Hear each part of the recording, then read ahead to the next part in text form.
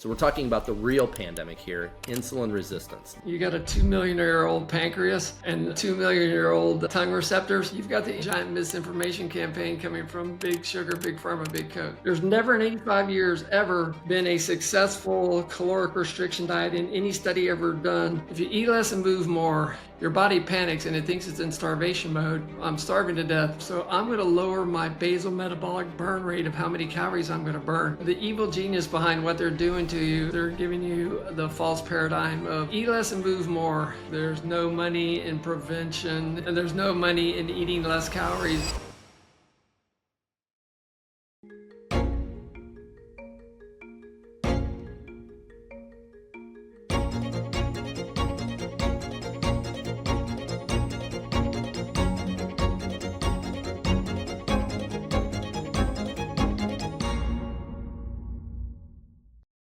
Welcome back to the Metabolic Rebellion. I'm Kevin Bury, co-founder of Opti Metabolics, and I'm here with the man who has made it his mission to dismantle all the myths that have led to 93% of Americans being metabolically sick. Dr. Brent Brotzman, my friend and co-founder. So today's episode is foundational. This is the one where everything starts to come together, and we're going to talk about what is the underlying cause of all of the problems that we try to tackle here at Opti Metabolics. So we're talking about the real pandemic here, insulin resistance. This is the single metabolic dysfunction behind obesity and type 2 diabetes and Alzheimer's and fatty liver disease and PCOS and infertility of all sorts, hypertension, dementia, heart disease, all sorts of obesity-related cancers. So this is a pretty heady topic, Brent. So let's go ahead and get into it. Are you ready to go to establish this really important foundational topic for our listeners? Yeah, I like it. I think the gloves are coming off. It's, it's a little bit of the rebellion 101. I like the way you cue up this particular topic as we kind of dismantle as we're heading down the carbohydrate insulin model versus the multi-million-dollar misinformation energy balance model. So yeah, I like where we're going. I feel like the gloves are coming off and we've got some good stuff to show folks. Absolutely. Well, look, before we get into insulin resistance and what it is, I want to give you some feedback. So we're going to do something different, and we're going to start to introduce this in all of our episodes going forward. So we've been getting a lot of questions from our Opti Metabolics alpha and beta testers, and the good news is overall they're loving the program. They're loving the results. I'm hearing great results from all of our members. So this comes from, it's really a couple different people have given me a similar kind of thing, but I'm going to cue it up for you from a conversation I had late last week with one of our female members, and said, look, Kevin, I'm really liking what I'm seeing. My markers are going in the right direction. My inflammation's down. I'm losing weight. All that's good. Even better than when they had tried a GLP inhibitor before, but they're frustrated. Apparently, you told them they're not allowed to drink Diet Cokes anymore. You're not allowed to drink orange juice anymore and things like that. And apparently, just to make things even worse for this person, you told them that they shouldn't let their kids drink Gatorade, these sports drinks and these energy drinks, even though they're active in football and soccer and things like that. So they want to know, like, why is diet soda not healthy? When they kind of get that one, but why is it that things with electrolytes like Gatorade or some of these energy drinks not healthy? And really the one that got them was why they couldn't drink orange juice. So let's start you off with that question, and then we'll jump into insulin resistance. I love it. Yeah, I get this one. This is a lot. And a lot of people ask me this, and it was one of the ones that I myself was like, oh man, I've got to give up my carbohydrates, like acai smoothies and orange juice. And yeah, so it's a tough one. And the big question is, how come my Diet Coke at 0 calories? How come it counts against me? So sometimes when I get this question, I'm already prepared for you because I knew the topic was coming. I already had this in my deck. So I'm just going to pull this up, and we're going to have our crew pull this up on the screen. But sometimes the study speaks 1,000 words. So I'm going to refer you. I've got one here. It's a Harvard study, and it's got a study over 30 years, well done, and no big confounding factors. And it basically shows that in this study that if you consume 2 sugar-sweetened beverages per day, so 2 Cokes or 2 orange juices or 2 Gatorades, it increases your all-cause mortality over this 30-year study by 21%. If you drink 2 sugar-sweetened beverages a day, your cardiovascular mortality goes up 31%, your overall cancer risk goes up 18%, your life expectancy goes down 4.5 to 6 years, and type 2 diabetes rate, depending on some of the folks they looked at, anywhere from 26 to 67% increase in type 2 diabetes.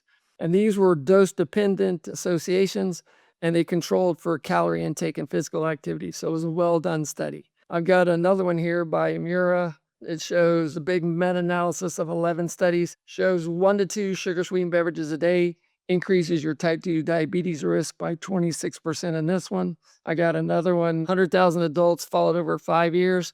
2 of these increase your cancer risk by 18% if you're drinking 2 sugar-sweetened beverages a day.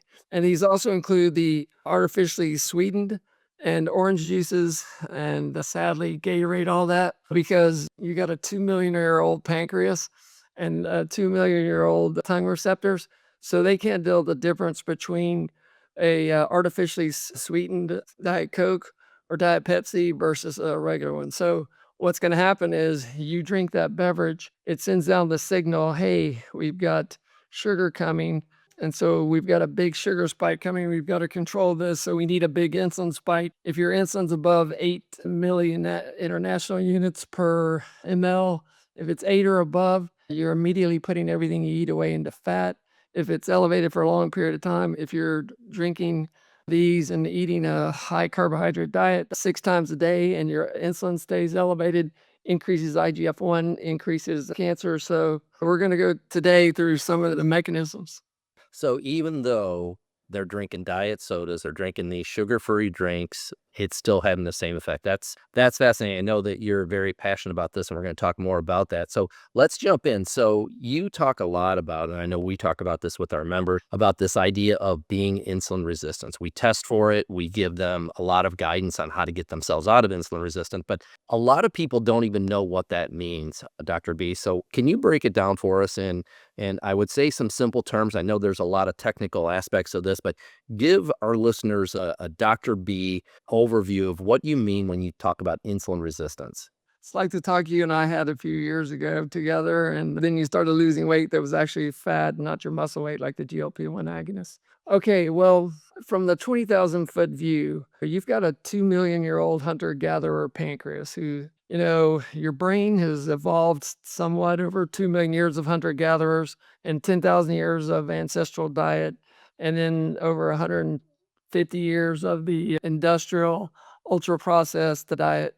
But your pancreas didn't evolve. It's kind of like, everybody's got that friend you played sports with or you went to school with, and you see them a few years later and they're speaking with a British accent and they're in an art museum. And you ask them, dude, what's with the British accent? You're from Cleveland. And they say, oh, I've evolved. Okay, well, the pancreas has not evolved. So what happened is back in the hunter-gatherer days, and there's many roads to Rome. So I'm not suggesting you get out and start stabbing animals in the driveway, although some of our members do.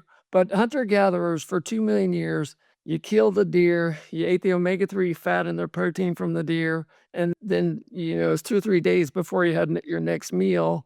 So your insulin level is low because your pancreas makes insulin.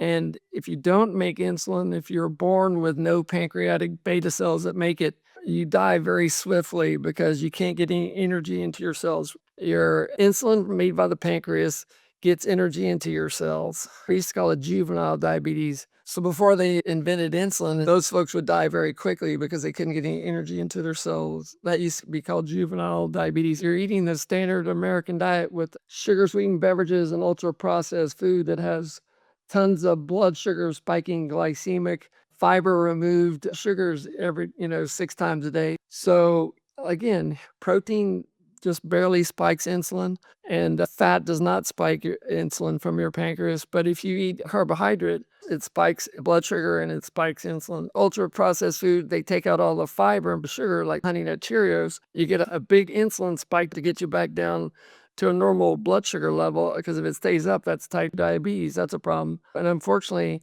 what happens is the insulin spike stays an extra 2 hours beyond your blood sugar level. Then you're hypoglycemic and you're angry. And then that's how they get you eating 6 meals a day. They tell you, hey, we're going to play football like Betty White if you if you don't get that Snickers bar. But really what happens is, you've got a big blood sugar spike, a big dip, and then you're hangry. So basically, insulin resistance, it's got a couple of big parts, but your pancreas has not evolved.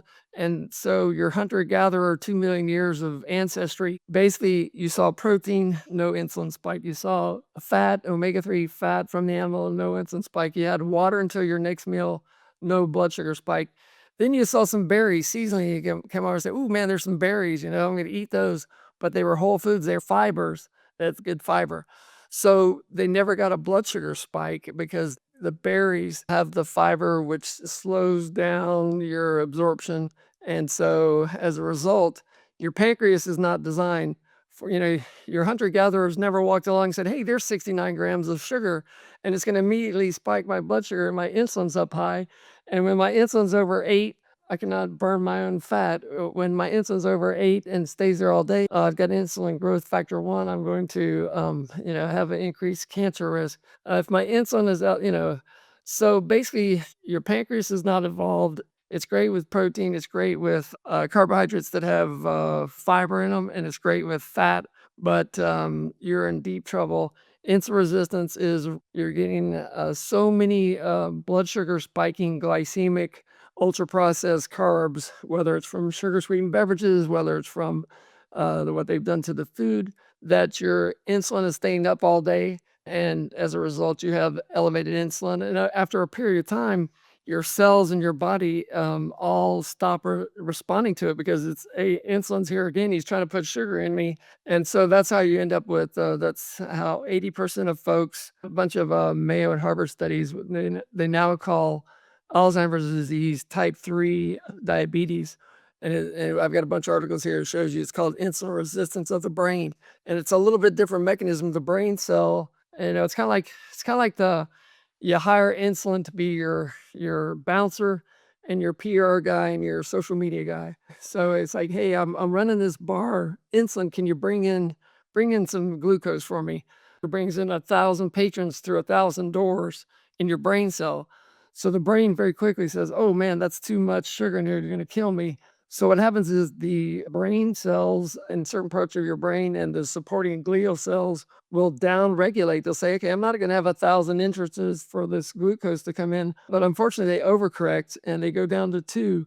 So then basically, even though you've got a sea of sugar, you could be type 2 diabetic, you've got elevated blood sugar, you've got elevated insulin, everybody's pounding at the door, your brain cells basically downregulate. They said, "I'm only letting 2 guys in here," and then the brain cells die, and we've got a bunch of studies showing that. That's essentially insulin resistance right there, when they downregulate and don't let any more insulin and any more glucose coming in. Well, Casey Means is a beautiful synopsis of it. I like her. She said that you got 22 tissues in your body that each one has their own specific response to insulin resistance. So, your pancreas and your liver, the response to too much insulin, too many blood sugar spikes, the response is type 2 diabetes.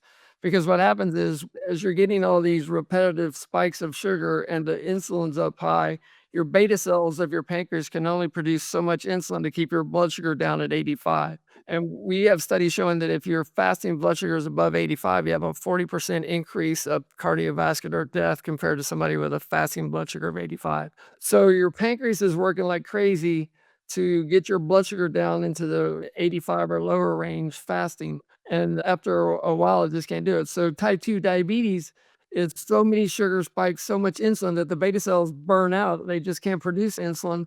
And then you're still eating, 6 meals a day, snacks, meals, sugar sweetened beverages. That's insulin resistance. So, Brett, and you and I talk a lot about this, and we talk about this with our members, but it wasn't always this way. And you just talked about how, our hunter gatherer backgrounds and things like that. We don't even have to go back that far. If we just go back 6 generations to Gigi Moms, as you like to refer to her, right? She didn't have this problem. So let's talk about her. Why did she not have that problem? And how did we get to where we are in literally 125 years? Yeah, that's great. When we looked at all the miracle populations who had none of the top 10 causes of mortality that we have, except for excluding trauma and upper respiratory infections.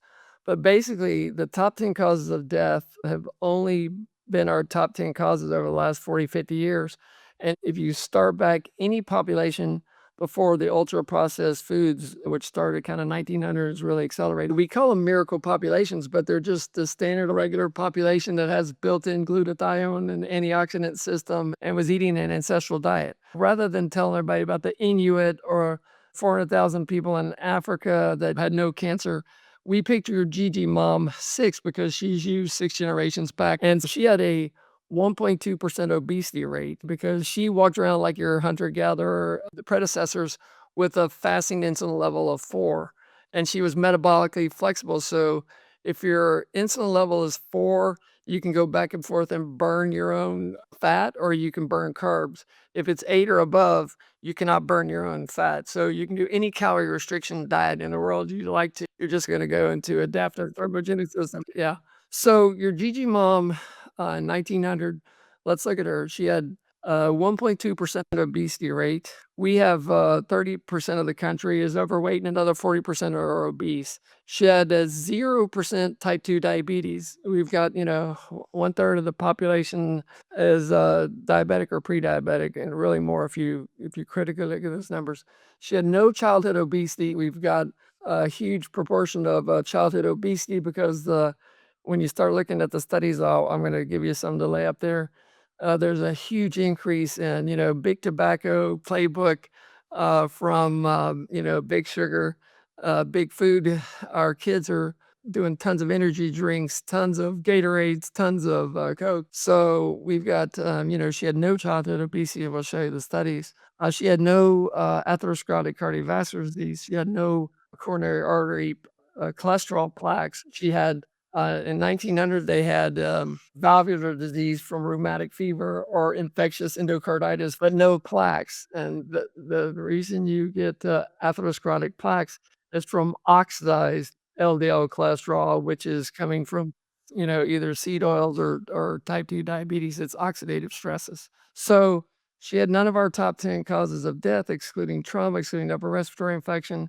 And, the number one root cause difference between her and us is insulin resistance syndrome and the tissue-specific manifestations of insulin resistance with each of the different 22 tissues. Yeah. So let's build on that, right? So every time I hear that, and I've talked to you about this for years, it just continues to amaze me at how much things have changed in the last 125 years because of our diet primarily, right? So let's get straight to it, right? I want you to tell our listeners, what are the key diseases that are directly fueled by insulin resistance, right? So I mentioned a few of them earlier, but I think this is really important for people to understand.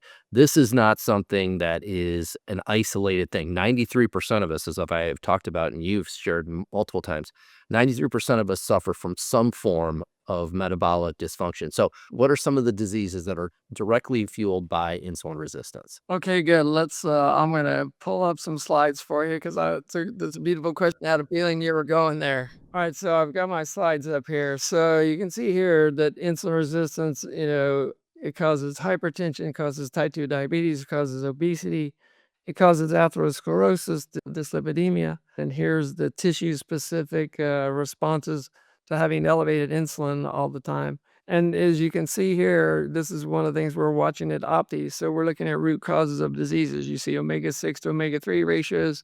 We have all your specific factors for insulin resistance and also for metabolic syndrome, and then your methylation status. And yeah, so one of the things I think is so personalized, Kevin, about that helps so much with our patients is we're taking into account, on their cancer risk as we're looking at it.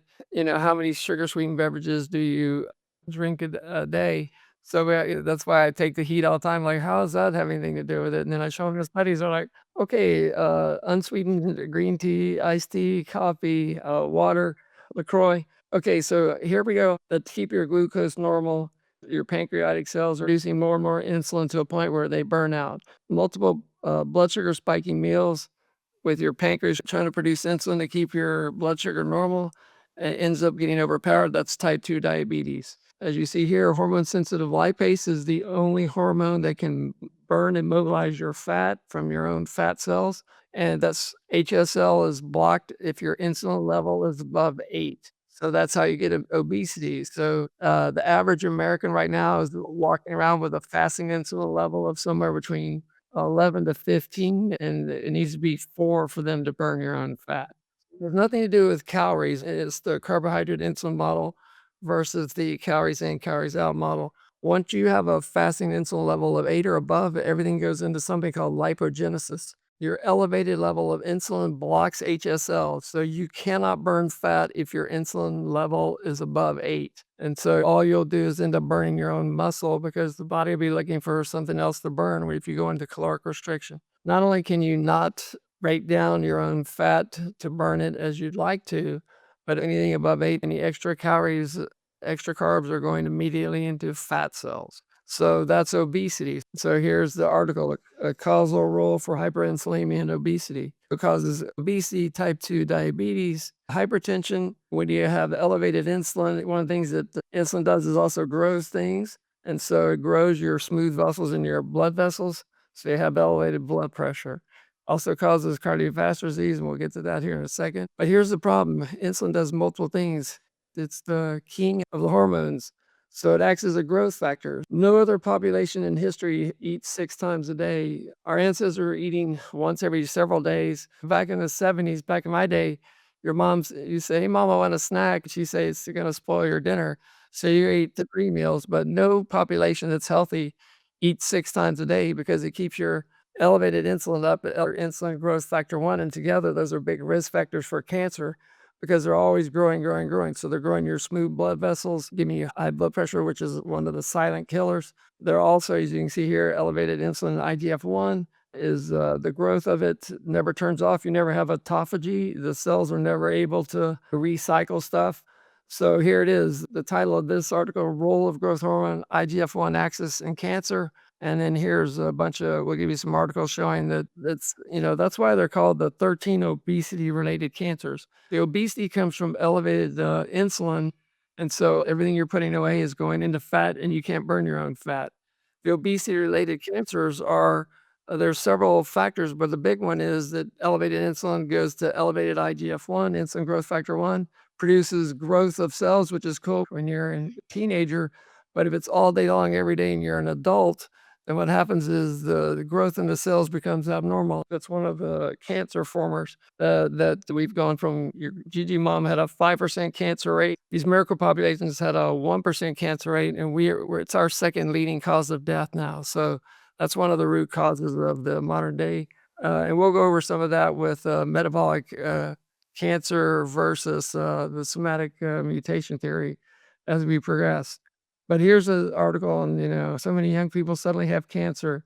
And by the trends, the American Cancer Society shows all the ones that are going up are the obesity-related cancers. So same root cause, elevated insulin, elevated IGF-1, elevated cancer. Insulin resistance and Alzheimer's disease, as we talked about, the brain cells are very sensitive. So if you get too much insulin, they're going to downregulate the receptors. They're not going to let the body bring in glucose into your brain cells. As a result, that's about 80%. Alzheimer's is multifactorial. There's another 20% from other oxidative stresses and some genetics, but the majority of Alzheimer's disease is from insulin resistance, and that's what a lot of the scientists are showing us. But the cognitive loss with diabetes and some of these other causes of dementia are straight 100% insulin resistance. Well, I want to double click on Alzheimer's because I think this is one that there's a lot of preconceived notions, right? I know I had some of these before starting to work with you and really doing the research on this thing. Most of us think that this kind of thing happens to our grandparents, right? When they're in their 70s and their 80s and it just comes out of nowhere, start being a little bit forgetful. And next thing you know, they don't even remember their children, which is a horrible, horrible thing, right? But the most recent research and the scientific data says that's really not the case. Why don't you tell us a little bit more about what the latest science is telling us on that? That's exactly what I thought. It's like, okay, Aunt Edna got it. It's kind of came from nowhere.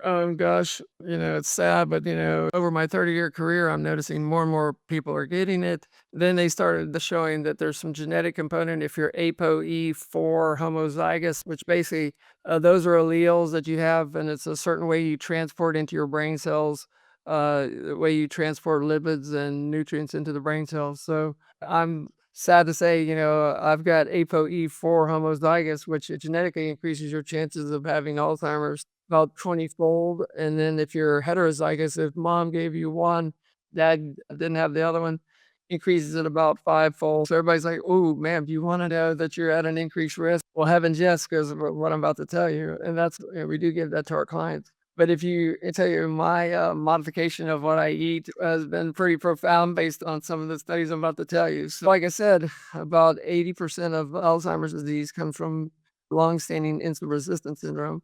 I'm going to put some studies down here. There's a really good Mayo Clinic and Harvard collaboration showing that 80% of the people that had Alzheimer's disease either had pre-diabetes or type 2 diabetes. Okay. So that's a huge component. And then again, there's the genetic component. But of course, as we say at Opti, genetics are the loaded gun, but lifestyle is the trigger. So you can be damn straight you're not going to pull that trigger. The other study that was really fascinating, it was a landmark study, came out this year in PNAS, and I'll put that down here for you. They looked across 19,000 functional MRIs, and those are the MRIs. They're looking at EEGs and functional MRIs.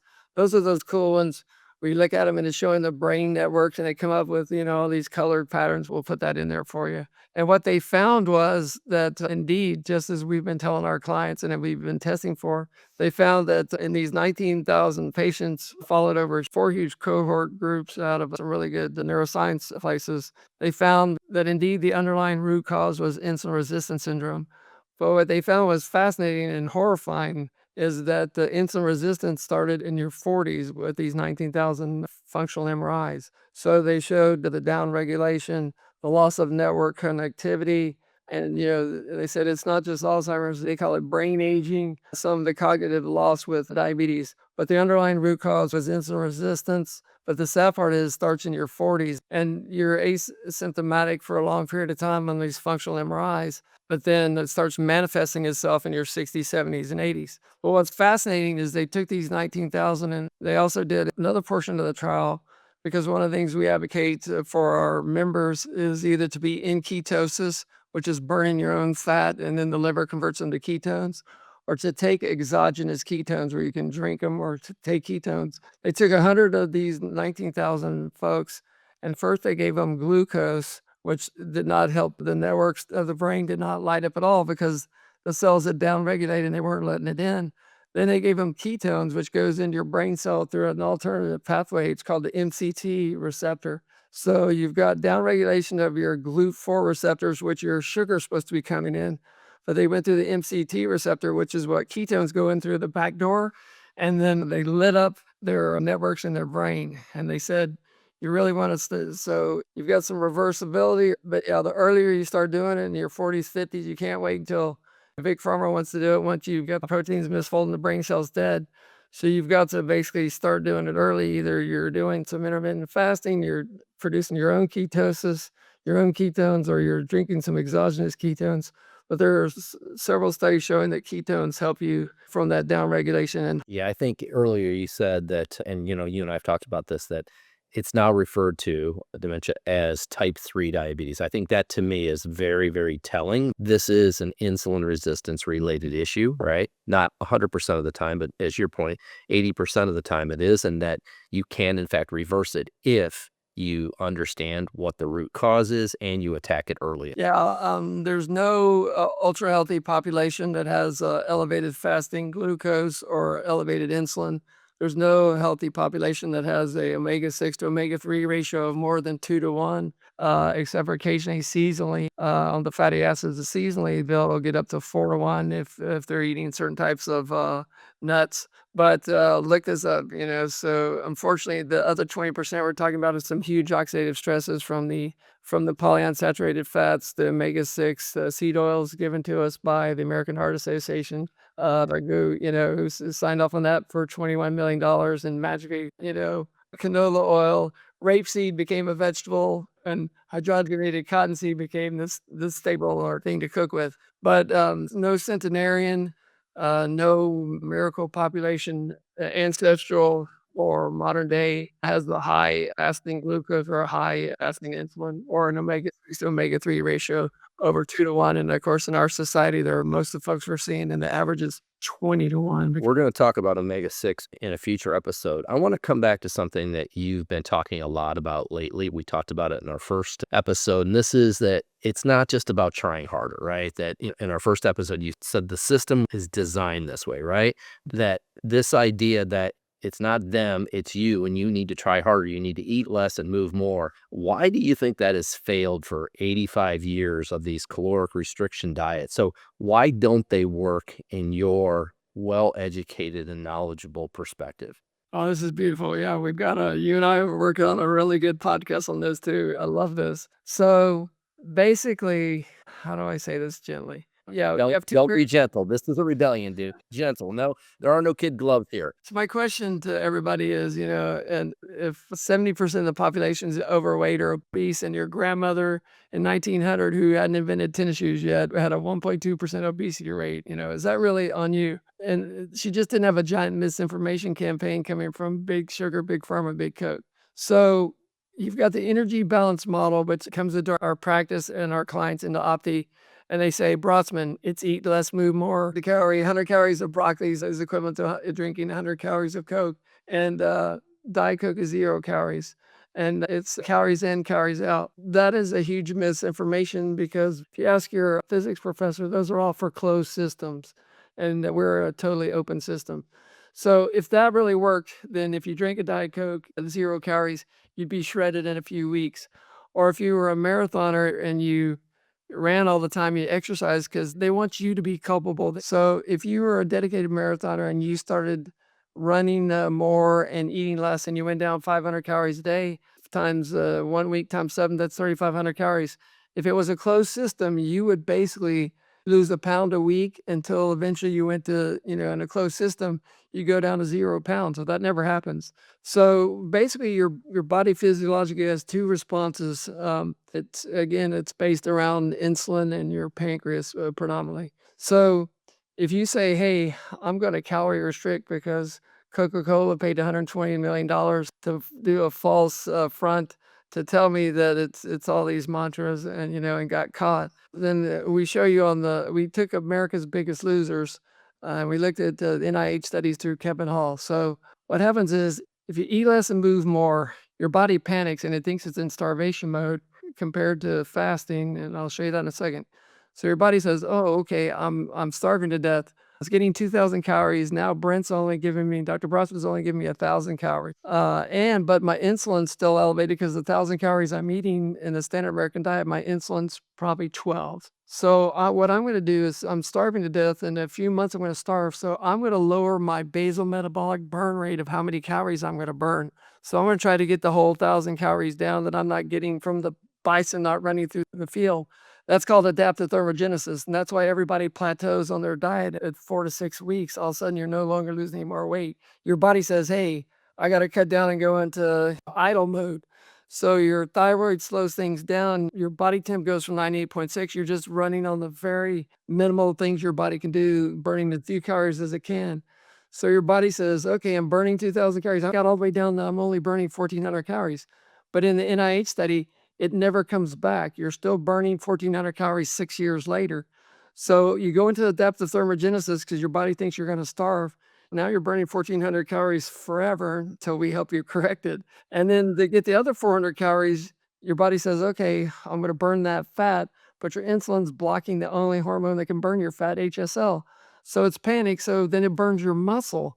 And when it burns your muscle, that's horrible, because then you have sarcopenic obesity. And that's what's happening with the GLP-1 agonists. It's just a glorified calorie restriction, starvation diet. It's turbocharging that. And these folks are having such profound muscle loss that they're increasing their risk of death by, 350%. I would never give a GLP-1 agonist to anybody.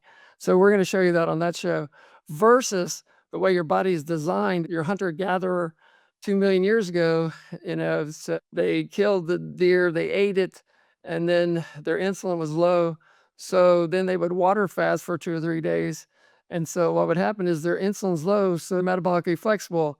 If your fasting insulin is 4, you can burn your own fat. HSL is not blocked. So what happens is, if you do intermittent fasting, if you do time restricted eating, and you eat 2 or 3 meals a day, not 6, what happens is your body doesn't lower your basal metabolic burn rate. Two hormones kick in, epinephrine and growth hormone, and you're still burning. In fact, you can go up a little bit on your burn rate. So now you're burning 2,200 calories, whereas if you're restricting calories, you're burning 1,400 calories. And then you're able to access your own fat because your insulin's not low. So that's the carbohydrate insulin model versus the caloric restriction or the energy balance model. There's never in 85 years ever been a successful caloric restriction diet in any study ever done on the long term, because as your body goes into the adaptive thermogenesis and starts burning 1,400 calories, you lose weight for a few weeks, but it plateaus. And then what happens in America's Biggest Losers, why they all gain their weight, is when you eventually get hungry and you say, hey, I was eating 2,000 calories. I'm sick of this diet. I'm starving to death because your hormones, your ghrelin, everything's telling you you're hungry again. When they go back to eating 2,000 calories, that's 600 calories above what they're burning maybe forever. So basically, that's put back on as fat. And that's exactly, again, what's happening with the GLP-1 agonist, because they're slowing down your GI tract and it's just a restricted calorie diet. So basically, you're never going to be successful with caloric restriction. It's more about less meals, meals that don't involve high spiking glycemic foods. So you can go ketogenic, you can go carnivore, you can go low carb, you can avoid ultra processed foods, you can do intermittent fasting, you can do some water fasting for a period of time. We're going to show you all that. But it's about keeping your insulin levels low by eating things that are not going to spike your blood sugar, spike your insulin, because you'll never be able to act if your insulin level is 8 or above. You're never going to be able to access your own fat to burn it. And you're all going to do is burn your muscle and lower the amount of calories you're burning a day, perhaps forever, unless we help you with some correction. Yeah, no, I think that's great. As you said, we're going to cover this subject in a lot more detail in several of our upcoming episodes. Yeah, well, we're going to talk about, how do people fix this, right? We're going to really do a deep dive on calories in, calories out, debunking that myth, and talk about, the Opti protocol, cutting the number of meals, stopping the snacking, getting rid of seed oils and things like that. So we're going to walk through that in a lot more detail in the upcoming. We're just about out of time for today, Doc. I do want to ask you if there were just a couple things that you would say to people, and you've covered a lot of this already, but I'm going to give you a chance to go back. If there are a couple, three things that you would suggest our listeners do between now and as they start to learn more about this, as they go through our series of podcasts, what would you suggest that they do to help them immediately start to lower their insulin? Because we now know that that is the real villain here, right? So what would you suggest our listeners do immediately, if you will? Well, I would say, the problem is there's no money in prevention in the system, and there's no money in eating less calories. The evil genius behind what they're doing to you, they're giving you the false paradigm of eat less and move more and blaming you for not exercising, despite the fact none of the healthy populations were in the top 20% VO2 max or running, your GG mom with 1.2% obesity rate, didn't have tennis shoes invented yet. So what I would say is, you don't want to restrict calories. You want to go to eating 2, 3 meals a day. Two is better. We give our clients tons of what we call the ILTs, insulin lowering techniques. So you're not snacking. One of the other big problems is late night alcohol or late night. You don't want to eat anything 3 hours before you go to bed. You want to eat 2 meals and not have snacks in between. You're trying to do things to lower your insulin. If your insulin level's 4, you can burn your own fat. If it's 8, you can't. So these do not make money. The evil genius for them is they tell you, hey, you're a kid. We don't understand why your child is obese or having an increased risk of type 2 diabetes or pre-diabetes, because they tell you, hey, sit down to this wonderful Honey Nut Cheerios that's low in cholesterol. Of course, it's oxidized cholesterol that gives you atherosclerosis, but they're going to spike his or her blood sugar, spike their insulin. Insulin stays, then they're super hungry 2 hours later because they're hypoglycemic, and you're doing that 6 times a day. So there's no money to be made in that. It's evil genius the way they're doing it. And then they make you culpable. Hey, you're just not exercising enough. No, it's what you're eating and the frequency and that's all marketing and misinformation. So you're trying to lower your insulin techniques. You're eating omega-3 fat, you're eating protein, you're eating 2 meals a day.